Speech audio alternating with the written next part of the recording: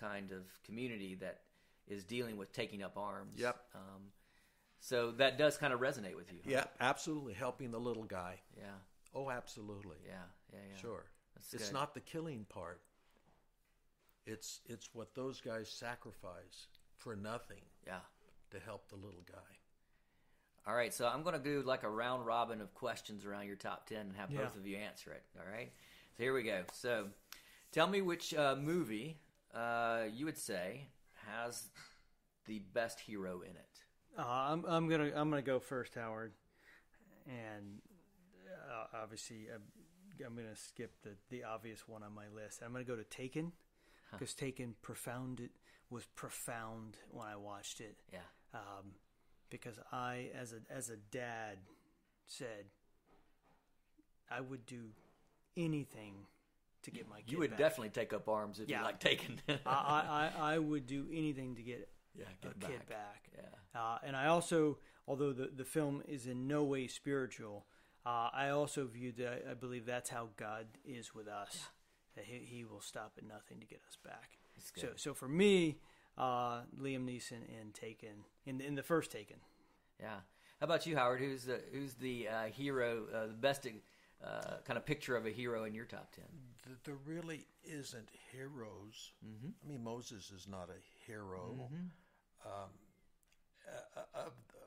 I would say Rick in Casablanca. Ah. Yeah, different type of hero. Yeah. These are kind of reluctant heroes, aren't they? Yeah. You know, Rick is a reluctant hero, or we see him as a hero afterwards. Moses, the same thing. He can't speak, you know. All right, next question. So, in your top 10, what would you say is the best ending? The ending that is most satisfying in your top 10? Go ahead, Howard. Of the top 10? Yeah. And you have like a top 15, so you can use any of them. It either is, again, I'm going back to Friendly Persuasion. Huh. That sounds like it really had a profound effect on you. Yeah, now that we're talking about it, yes. Yeah. And so tell us why that's a satisfying ending to you. Because he gets his family back. And his daughter, who's in love with a Union's cavalryman, she gets him back. He's not killed in the war. And the Tony Perkins character learns his lesson, but is one that's struggling and although very religious and doesn't want to kill and doesn't know how to kill, knows he has to go to war and protect his father's farm. Huh. And that sounds like Godfather, right? I mean, that sounds like the familia aspect of this. I mean, even... family, absolutely, in Godfather, yes. Fiddler on the Roof, same sort of sense of how do I hold the family together. Yeah. Even Magnificent Seven, that town is a family that they're trying to protect. The Seven are a family, too. Yeah. So I can see how your top 10 really resonates, your sense of family. And then there's the people who kind of, like Rick, he ends up giving up love and finds a family with with his friend now, the cop. Okay. So next question. Well, you answered, Darren. You didn't answer. Which one is? Most of best mine, ending, yeah, most of ending. mine on my top 10 do have pretty satisfying endings. Yeah. But I'm going to say October Sky. The father-son reconciliation was profound. Yeah. Yeah. Love. So tell me, what's the best expression of love in your top 10? I'll start. I was surprised that when Brooklyn was getting all the nominations, that I had to see the film. Yeah.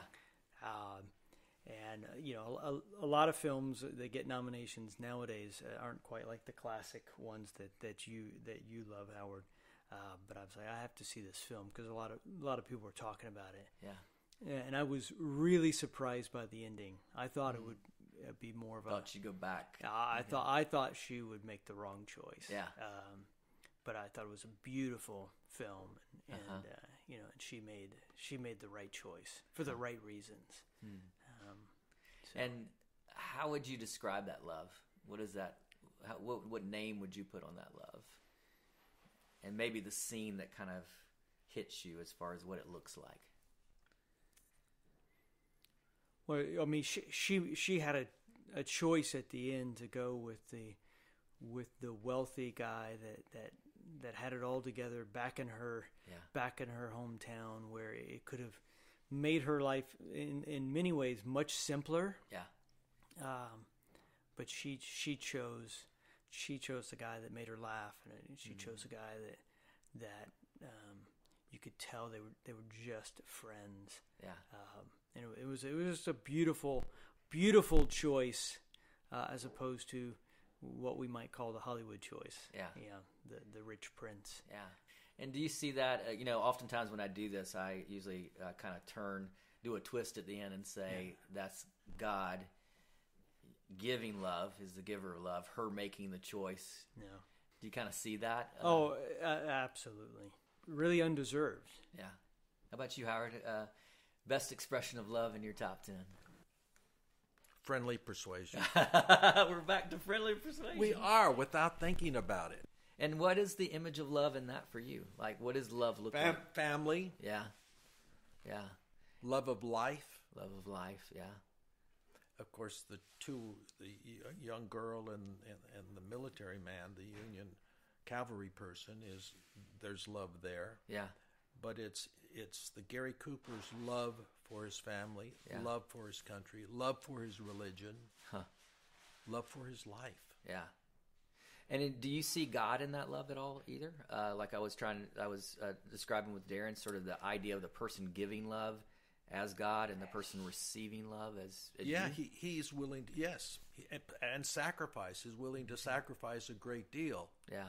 For his children, for his church, for his family, and eventually, he doesn't pick up an arm and go fight in the war. Yeah. But for his country, yes. Yeah.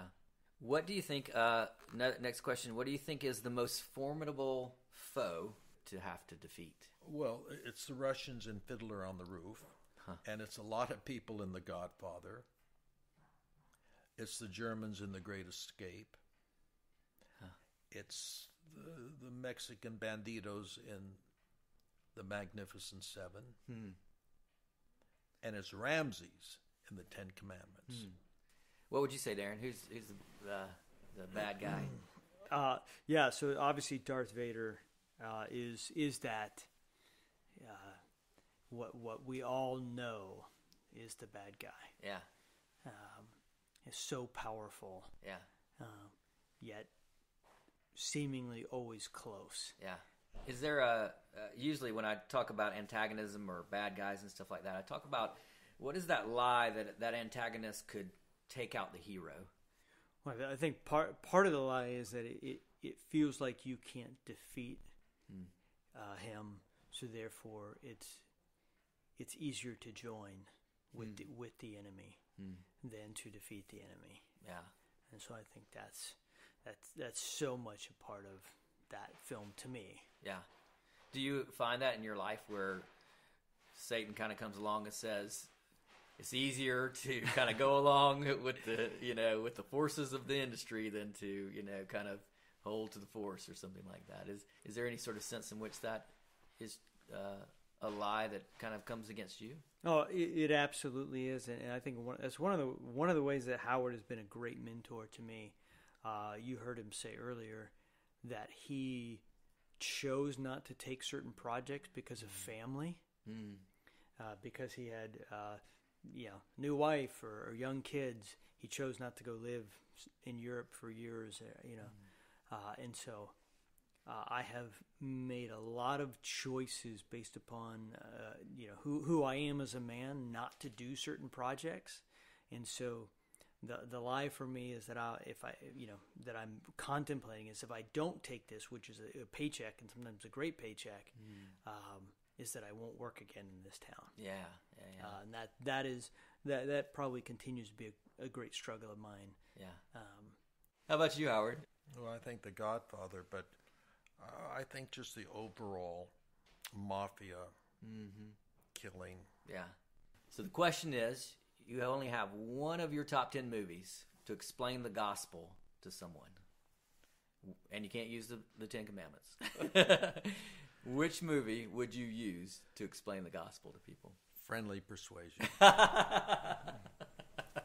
Nice. How about you, Darren? That's an easier question. That comes back to Taken. Yeah. That Jesus, much like the Liam character, will stop at nothing To come after you. That's good.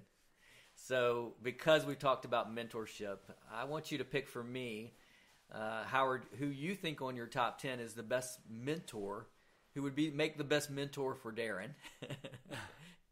And Darren, who would be the person on your top 10 that you would feel like would be the best mentor to you also? Gary Cooper, Friendly Persuasion. Well, we have definitely decided Friendly Persuasion is very influential in your life today. That's for sure. We're going to slide that to your top film of all time. Which movie would you not take off your top 10, Howard? You know, Friendly Persuasion was one of the last ones I put on my Put list. on it. You know, my handwritten list, it's actually the last one. Wow. How about that?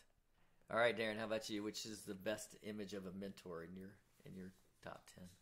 Batman Begins, and I think, to me, that's the best Batman ever. Yeah. And what I love in this is that, you know, our young hero growing up, you know, decides he has to stop the crime, and when he goes into the underbelly and then gets trained by who he thinks to be a friend, he has to go against his friend to do the right thing, which was a very difficult decision, leaving him back to really nothing. Yeah, so that's good. Yeah.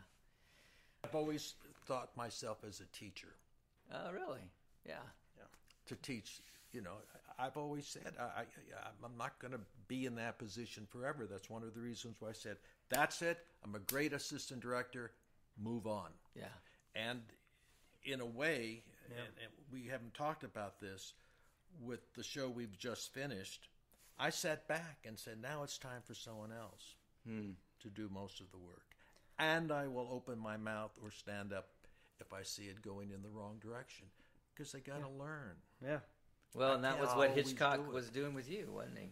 And as far as the picture you gave absolutely, Hitchcock. he did it to me. And without his incredible work with Mark Hamill, we wouldn't have a show. So yeah. And can we tell the people the show and what the show is and maybe promote it just a little bit? Well, oh yeah, sure. So it's called Mark Hamill's Pop Culture Quest. Nice. So what does that look like? It sounds fun. Well, it started out as Toy Raiders. It was the okay. original title. It's why I called Howard. Yeah. You know, and just having young kids. Well, actually, when I called you about this show, and the fact that kids know so much about pop culture. My kids knew more about Star Wars than I did through playing with Legos and toys, although they had never seen the movies that they have now.